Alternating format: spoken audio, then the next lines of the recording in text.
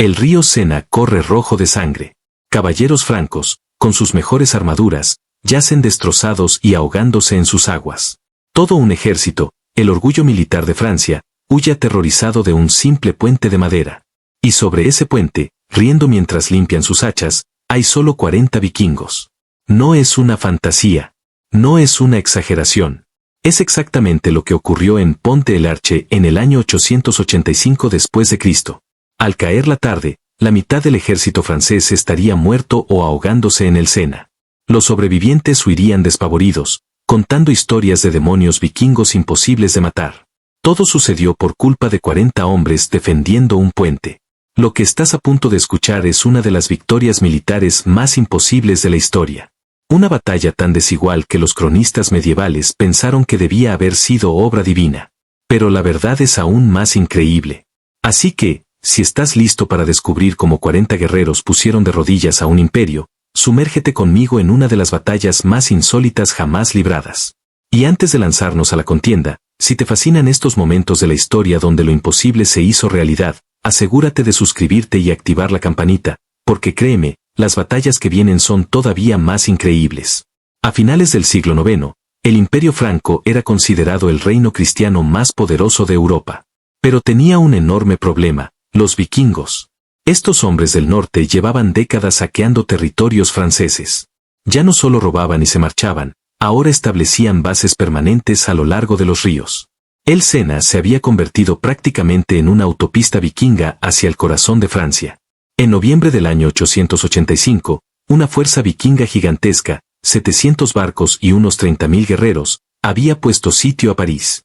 Los lideraba el legendario caudillo Rollo, sí, el mismo que más tarde sería el primer duque de Normandía.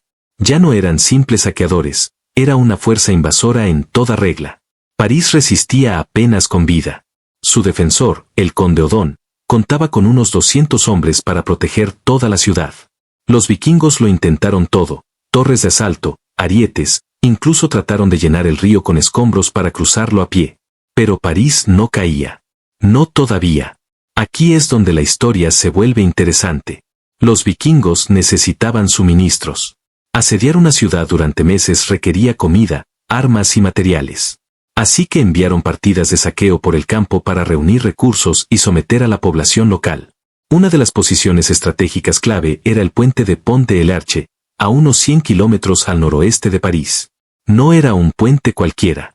Controlaba un punto crucial del cruce del Sena. Quien dominara ese puente controlaba el paso de ejércitos y provisiones en toda la región. Los vikingos lo habían tomado al inicio de la campaña y dejaron allí a 40 de sus guerreros más experimentados para defenderlo. Quizá pienses, ¿solo 40 hombres? Pero no eran soldados comunes. Eran berserkers y campeones vikingos, hombres que habían sobrevivido a decenas de incursiones y batallas. Guerreros que sabían que morir gloriosamente en combate les garantizaba un lugar en el Valhalla junto a Odín. Cada uno valía por 10 soldados ordinarios. Según las crónicas francas, la fuerza vikinga del puente estaba dirigida por un gigante llamado Bjorn Ironside, no el famoso hijo de Ragnar, sino otro guerrero que ganó el mismo apodo tras recibir una flecha en el pecho y seguir luchando. Su segundo al mando era conocido solo como el Cuervo, un berserker que se pintaba la cara con ceniza y sangre antes de la batalla, y que, según decían, no sentía dolor cuando la furia lo poseía. Pero, ¿qué eran realmente los berserkers? Hollywood lo ha retratado todo mal. La palabra berserk proviene de bearsirt, es decir, camisa de oso. Estos guerreros vestían pieles de oso o de lobo y luchaban con una furia que parecía inhumana. Aullaban como bestias, mordían sus escudos, echaban espuma por la boca y parecían inmunes al dolor. Un cronista árabe que los vio en acción escribió: se lanzan sin armadura, rabiosos como perros o lobos, muerden sus escudos y son tan fuertes como osos o toros salvajes. Matan de un solo golpe, y ni el fuego ni el hierro les afectan. Algunos historiadores creen que consumían hongos alucinógenos, en especial la amanita muscaria, la roja con manchas blancas típica de Escandinavia, lo que explicaría las alucinaciones, la fuerza desmedida y la pérdida del miedo. Otros piensan que bebían brebajes con beleño, una planta que provoca furia, delirios y fuerza sobrehumana, aunque también imprevisibilidad extrema. Pero estudios recientes sugieren algo aún más aterrador, que alcanzaban ese estado por medio de un entrenamiento ritual y psicológico. Entraban en trance mediante cantos, respiración forzada y danza, reprogramando literalmente su mente para apagar el dolor y el miedo. Lo llamaban Berserker Gan, el andar del berserker. Una vez comenzaba, no distinguían amigo de enemigo, por lo que incluso sus compañeros les temían en combate. Sus rostros cambiaban de color, sus ojos se salían de las órbitas y temblaban antes de estallar en una violencia inhumana. Después, quedaban completamente exhaustos durante días. Algunos expertos comparan este estado con episodios extremos de estrés postraumático, pero en su caso, aprendían a provocarlo y usarlo como arma. Estos 40 hombres eran veteranos elegidos a mano del gran ejército pagano que había aterrorizado Inglaterra durante años antes de llegar a Francia. Habían combatido en York, Reading y Aston, y sobrevivido a muros de escudos contra reyes sajones. Sus cuerpos llevaban las cicatrices de 20, 30 o incluso 40 batallas. En la cultura vikinga, esas cicatrices eran medallas de honor, señales de que los dioses los habían puesto a prueba y los habían encontrado dignos. Las armas que portaban eran legendarias. Los herreros vikingos habían perfeccionado el pattern welding, una técnica que producía un acero tan fino que los cronistas árabes escribían poemas sobre él. Sus hachas no eran las herramientas toscas que muestran las películas, sino instrumentos perfectamente equilibrados, capaces de partir un escudo y al hombre detrás de él con un solo golpe. Algunas tenían hojas alargadas en la parte inferior para enganchar los escudos enemigos y jalarlos, dejando al oponente expuesto para una estocada mortal. El rey franco, Carlos el Gordo, sí, realmente lo llamaban así, finalmente reunió el valor y el ejército para responder a la amenaza vikinga. Pero Carlos no era precisamente un genio militar. Las crónicas lo describen como indeciso, lento para actuar y más interesado en negociar que en luchar. Aún así, sus generales lo convencieron de que recuperar Pont-de-l'Arche cortaría las líneas de suministro vikingas y obligaría al enemigo a abandonar el sitio de París. Así que reunió un ejército de entre 3.000 y 4.000 soldados, caballería pesada, infantería y milicias locales. Era una fuerza considerable del ejército real. Los exploradores regresaron con su informe: Majestad, solo hay 40 vikingos defendiendo el puente. Carlos probablemente se rió. 40 contra 4.000. Esto terminaría antes del almuerzo. La mañana de la batalla, el ejército franco avanzó en formación completa, caballeros con cota de malla, caballos blindados, estandartes ondeando. Esperaban que los vikingos huyeran ante semejante número. Pero los 40 hicieron algo inesperado. Formaron un muro de escudos en la estrecha entrada del puente y comenzaron a golpear sus armas contra ellos, cantando himnos de guerra. Estaban invitando al ataque.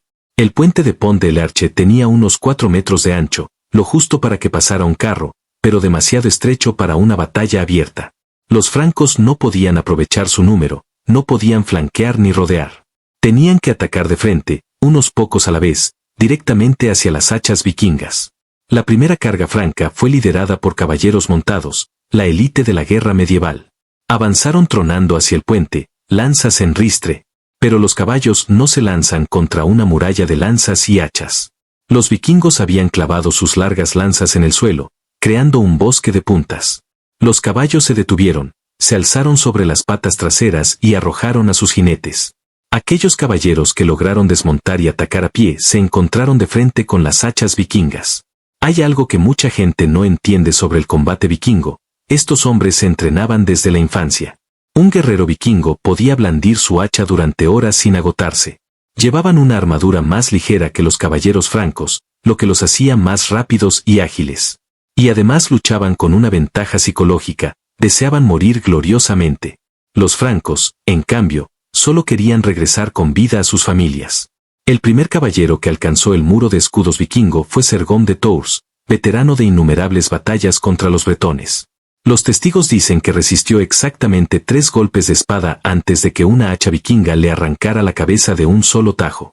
Su cabeza rodó por el puente, aún con su caro casco puesto, y se detuvo a los pies de la siguiente oleada de atacantes. El impacto psicológico fue inmediato y devastador. La técnica de combate de los vikingos en el puente era una brutal obra de arte. Luchaban en parejas, un hombre con escudo y espada protegía a otro que blandía un hacha de 2 manos. El del escudo bloqueaba y desviaba los ataques, mientras el del hacha asestaba golpes demoledores. Cuando una pareja se agotaba, retrocedía y otra tomaba su lugar sin romper la formación. No era un combate caótico, era una danza de muerte ensayada durante años. Alrededor de 1 hora después de iniciarse la batalla, ocurrió algo que perseguiría a los sobrevivientes francos por el resto de sus vidas. 3 berserkers vikingos entraron simultáneamente en su estado de furia. Los testigos describieron lo que siguió como una pesadilla viviente. Aquellos 3 guerreros se quitaron la armadura y se lanzaron desde el puente directamente contra la masa de soldados francos. Se movían tan rápido y golpeaban tan fuerte que abrieron un camino sangriento de más de 20 metros antes de que los francos pudieran reaccionar. Uno de ellos, cubierto de tanta sangre que parecía pintado de rojo, levantó a un caballero completamente armado por encima de su cabeza y lo arrojó al río. Otro recibió 5 lanzazos en el cuerpo y siguió luchando, riendo mientras arrancaba las lanzas y las usaba contra sus enemigos.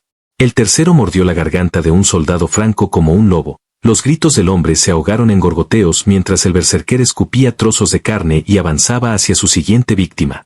Aquellos 3 mataron a decenas antes de ser finalmente abatidos, y aún entonces, los francos tuvieron que despedazarlos con espadas y hachas, porque seguían luchando incluso con heridas mortales. El puente se convirtió en una trituradora humana. Los soldados francos que avanzaban debían trepar sobre los cuerpos de sus propios compañeros caídos. Las tablas del puente estaban tan empapadas de sangre que se volvían resbaladizas, los hombres caían, y antes de poder levantarse, eran cortados en pedazos. Los vikingos rotaban constantemente a su primera línea, manteniendo siempre guerreros frescos en el muro de escudos, mientras los heridos se vendaban y regresaban al combate. Después de la primera hora, los cadáveres francos formaban una muralla. Los vikingos apartaban los cuerpos solo lo suficiente para abrir huecos de muerte, y por esos huecos golpeaban con sus hachas a cualquiera que intentara pasar. Un cronista franco escribió sobre un guerrero vikingo que mató él solo a más de 20 hombres, sin detener jamás el arco mortal de su hacha. Los generales francos intentaron diferentes tácticas. Llevaron arqueros, pero los escudos vikingos, hechos de gruesa madera de roble, resistían, y el estrecho puente hacía que las flechas llegaran desde ángulos previsibles. Intentaron incendiar el puente, pero los vikingos habían empapado las vigas con agua del río en previsión de eso. Todo intento fracasó ante una realidad simple: solo podían atacar a unos pocos hombres a la vez, y esos pocos eran los mejores guerreros de Europa. Alrededor del mediodía ocurrió algo extraordinario: los vikingos empezaron a cantar. No eran cánticos de guerra, sino canciones. Baladas sobre héroes cruzando el puente del arco iris hacia el Valhalla, sobre los cuervos de Odín alimentándose de los cuerpos de los caídos, sobre la gloria que esperaba a los que morían con un arma en la mano. El canto se escuchaba por encima del estruendo de las armas y los gritos de los moribundos. Para los soldados francos, cada vez más desmoralizados, aquello parecía un funeral celebrado por los propios muertos, y lo estaban disfrutando. Un joven soldado franco, de apenas 16 años, contó después a unos monjes que vio a un vikingo recibir 3 virotes de ballesta en el pecho y seguir luchando. Solo cayó cuando el cuarto le atravesó la garganta, y aún entonces alcanzó a matar a otro soldado antes de desplomarse. Estas historias se propagaron por las filas francas como fuego. ¿Cómo se lucha contra hombres que no temen morir? ¿Cómo se rompe el espíritu de guerreros que ven la muerte como una recompensa? La caballería franca, orgullo de la guerra medieval, se volvió completamente inútil. El acceso al puente estaba tan lleno de muertos y heridos que los caballos no podían ni acercarse. Caballeros que habían gastado fortunas en su armadura y sus armas esperaban en fila su turno para morir bajo hachas vikingas. En ese estrecho puente, la jerarquía social de la Edad Media no valía nada. Campesinos y nobles morían del mismo modo. Un detalle resume bien el horror de aquella batalla: los vikingos tenían un guerrero cuya única tarea era empujar los cuerpos fuera del puente para mantener el espacio de combate despejado. Ese hombre, con calma y precisión, tomaba los cadáveres por la armadura y los arrojaba al río mientras sus compañeros seguían luchando a unos metros de distancia. El sonido de los cuerpos cayendo al agua se volvió un ritmo constante: chapoteo, grito, golpe de hacha, chapoteo. Los sobrevivientes dijeron que ese sonido los persiguió en sueños durante años. Los vikingos también usaron tácticas de guerra psicológica que los francos nunca habían visto. Dejaban vivos a algunos enemigos heridos, sabiendo que sus gritos quebrarían la moral de los demás. Colgaban estandartes francos boca abajo, una ofensa enorme en la guerra medieval. Uno de los vikingos llevaba un collar hecho con los dedos de los enemigos que había matado, añadiendo uno nuevo tras cada muerte. No eran solo guerreros, eran artistas del terror. En un momento, un grupo de sacerdotes francos llegó al campo de batalla cargando reliquias sagradas y entonando oraciones, convencidos de que Dios los protegería e inspiraría a las tropas. Los vikingos los dejaron acercarse sin tocarlos hasta que estuvieron lo bastante cerca. Entonces, un berserker saltó del puente, cayó entre ellos y mató a los 6 sacerdotes en menos de un minuto. Luego regresó caminando tranquilamente hacia el puente, atravesando a cientos de soldados francos que estaban demasiado aterrados para detenerlo. El mensaje era claro: su Dios no tiene poder aquí. La batalla tenía otro aspecto que los cronistas medievales apenas lograron describir: el olor. Una mezcla de sangre, vísceras, lodo del río y sudor que creaba una pestilencia tan insoportable que muchos soldados vomitaban antes incluso de llegar al combate. Los vikingos, aparentemente inmunes, se burlaban de los francos, preguntándoles si estaban enfermos de miedo o si simplemente tenían el estómago débil. Ese dominio psicológico rompía los espíritus antes de que las hachas rompieran los cuerpos. Pero el detalle más revelador ocurrió cuando el rey Carlos intentó animar a sus tropas apareciendo en persona. Cabalgó al frente con su armadura más fina, rodeado por su guardia real, hasta ponerse a la vista del puente. La respuesta vikinga fue simple: se dieron la vuelta, bajaron los pantalones y mostraron sus traseros desnudos al rey de Francia. Luego continuaron matando. La humillación fue tan grande que varios nobles francos abandonaron el campo de batalla avergonzados, llevándose consigo a sus hombres. Para el mediodía, el ejército franco estaba sumido en el caos. Los soldados desobedecían las órdenes de atacar, algunos empezaron a huir abiertamente. Desde una colina cercana, el rey Carlos observaba sin comprender cómo 40 hombres estaban destruyendo a su ejército. Y entonces ocurrió algo que convirtió la derrota en desastre absoluto. Un rumor comenzó a propagarse entre las filas francas, probablemente iniciado por soldados que huían para justificar su cobardía. Decían que los vikingos no podían morir, que eran demonios o trolls disfrazados de hombres, que sus hachas estaban malditas por los dioses paganos. El pánico se extendió como fuego entre la paja. De pronto, ya no era una retirada ordenada. Pero no fue una retirada, fue una huida total. Y aquí es donde todo empeoró para los francos. En su desesperación por escapar, cientos de soldados intentaron cruzar el río Sena a pie, en lugar de esperar a pasar por los puntos más seguros. Pero el río, a finales del año 885, corría frío, veloz y crecido por las lluvias otoñales. Los caballeros con sus pesadas cotas de malla se hundían como piedras. Los caballos, aterrados, se ahogaban junto con sus jinetes. Murieron más francos en el río que en el propio puente. Los vikingos, al ver la huida, ni siquiera se molestaron en perseguirlos. Permanecieron sobre su puente, cubiertos de sangre, rodeados de montañas de cadáveres francos, cantando canciones de victoria. Habían ganado de forma tan aplastante que perseguir al enemigo sería indigno de ellos. Pero hay un detalle que la mayoría de las crónicas omite: mientras los francos huían, los vikingos realizaron un ritual que sembró aún más terror entre los sobrevivientes. Comenzaron a dedicar los muertos a Odín, marcando los cuerpos con runas y colgando armas de los árboles como ofrendas a sus dioses. Para los cristianos francos, aquello parecía adoración demoníaca. Más tarde, los sobrevivientes jurarían haber visto cuervos descender de la nada para alimentarse de los muertos, las aves de Odín, venidas a reclamar el sacrificio.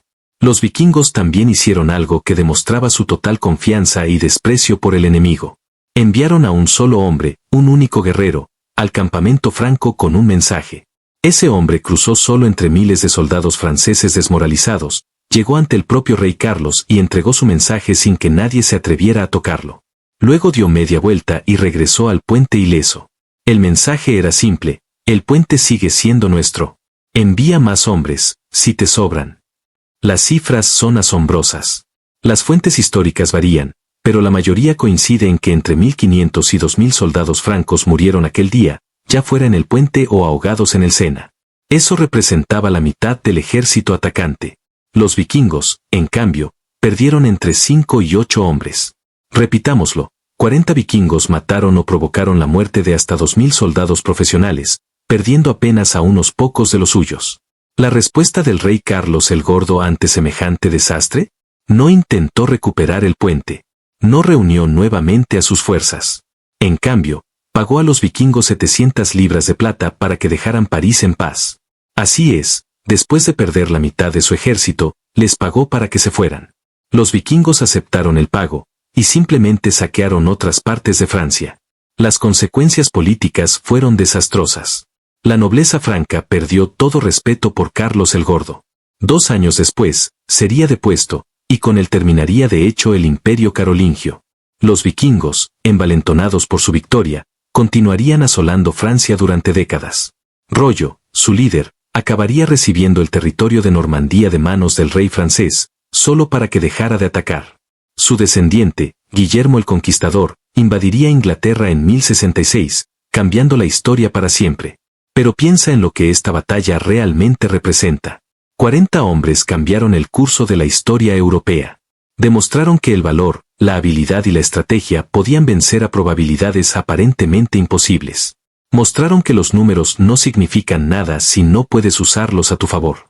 Y dejaron claro el poder psicológico de un guerrero que no teme morir. El puente de Pont de l'Arche aún existe hoy, reconstruido muchas veces, claro está. Pero las leyendas locales dicen que en las mañanas brumosas aún puede oírse el choque de hachas contra escudos y los gritos de muerte de los caballeros francos. Sea cierto o no, una cosa es indiscutible. Aquel día del año 885, 40 vikingos demostraron que, a veces, lo imposible es exactamente lo que ocurre. La lección no es solo militar ni sobre la ferocidad vikinga. Es una lección sobre cómo las personas adecuadas, en el lugar correcto y con la mentalidad correcta, pueden superar cualquier obstáculo. Aquellos 40 vikingos no eran superhumanos, eran hombres que entendían sus ventajas, defendieron su posición y se negaron a rendirse. Convirtieron la geografía en estrategia, la psicología en arma y la leyenda en realidad. Y así fue como 40 vikingos destruyeron a la mitad del ejército de Francia, y cambiaron el curso de la historia europea. Todo por defender un puente.